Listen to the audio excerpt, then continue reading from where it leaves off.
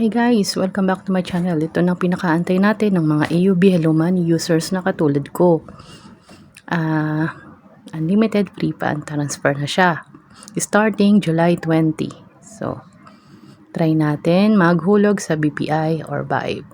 Account number, then digits, then pangalan, then amount, then as you can see, waive na ang service charge. Diba? For the time being lang yan at syempre nagkakasilusan ng mga bangko. Sila ay may mini-wave na nila yung mga charges. So, yan, diba? Good news sa atin. Hindi na 8 pesos. From 8 pesos, zero fee na siya. So, hindi natin alam kung hanggang kailan yan. Pero, diba? It's a good news para sa mga AUB Hello Money users na katulad ko. So, yun lang guys. Ano pang inaantay nyo? Download AUB Hello Money.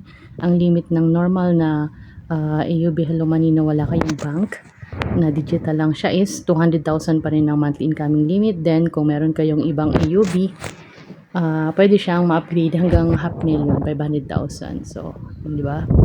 Ang galing. So, yun lang guys. Sana nakatulong tong akin small tutorial regarding mga AUB Hello Money. So, yun lang guys.